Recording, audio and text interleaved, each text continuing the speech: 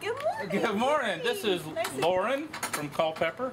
Hi. She's gracious enough today to let us come in and take a look at her backyard. She's been a longtime customer of ours here at Southern Grace and a longtime gardener. She has a collection of things here from California, from us here in Virginia, and she's going to show us around today. Nice day. Glad you dropped by. Come on in. Stacey, if you'll show how beautiful this is out here in her expansive backyard.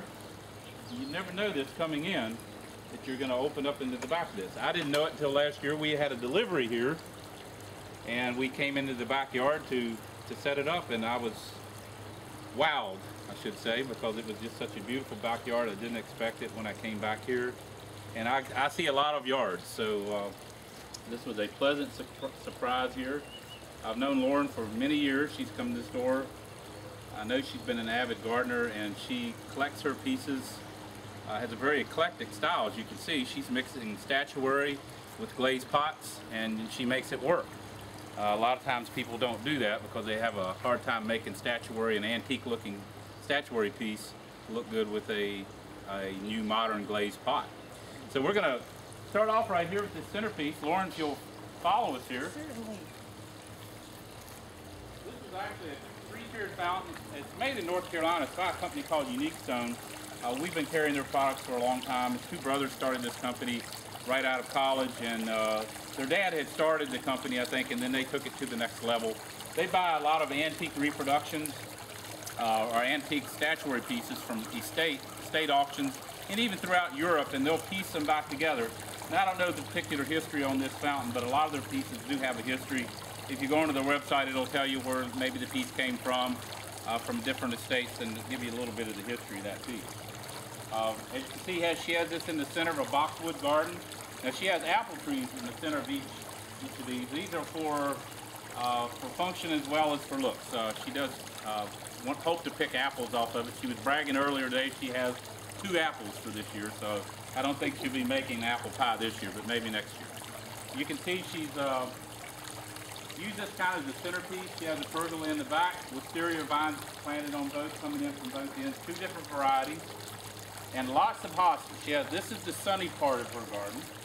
Now she has a lot of, on the perimeter, she has a lot of shade garden, a lot of different things that you'll see. We hope to point those out as we go through.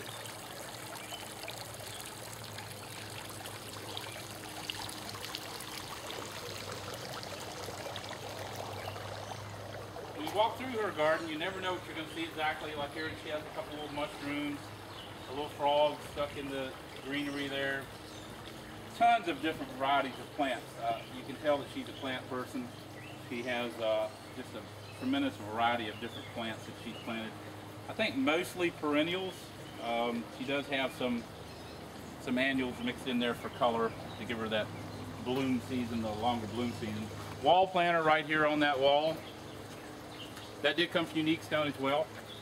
She has little touches here that are kind of neat. She has awnings over the doors, if you'll notice. No reason to have an awning there other than it just looks really great. She's got this dry laid brick pathway throughout. Looks really nice. Little things like this little head planter. There's actually 2 of them here, male and female. Little unique things like that just really make her garden special.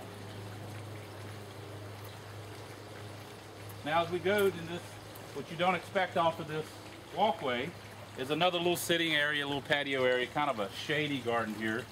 And if you'll notice when you look at this, she has antique reproduction statuary mixed in with glazed pots. I want you to notice that as you go out through here. She's color coordinated this. She has blue pots, blue cushions on her furniture. She has some gray glazed pots there. That is a Unique Stone piece right there too. That's Atlas with bowl. It's got a lion bowl on top of it. Let me show you that. Has the lines on the side of it. It's a nice piece. She's got it up on an elevated pedestal.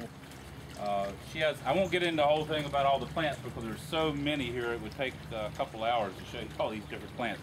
But look at the way she has the planters planted up. Of course she's got height here in the middle, kind of a feathery plant, and then a dark plant around here that really highlights this feathery light colored plant there in the middle. This metal piece, I think, Lauren, you said it came from California? No, from France. This came from France. I'm That is sorry. from a French I'm correct. cemetery. And A by French- the way, Kenny, I'll mention that's a lavender. It's actually Spanish lavender. Spanish lavender. Yep. There you go. So Unfortunately, Lauren, I'm anytime blind. you want to point out what the plants are, that would be great. Well, you can see I have a favor for propensity toward blue. I love cobalt blue.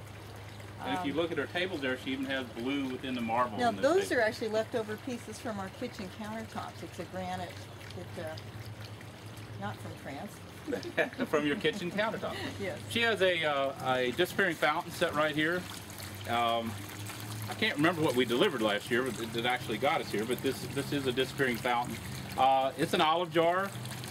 You can see it's beautiful the way she's got it tucked in here against this building with the greenery around it. Seashells, she's a diver. She's picked up seashells along the way, and she put those around the base of it. You see little mushrooms stuck here and there.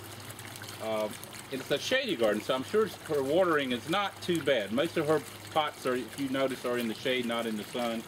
So I'm sure she doesn't have to water quite as often as if they were in the sunshine. As we continue on here, you have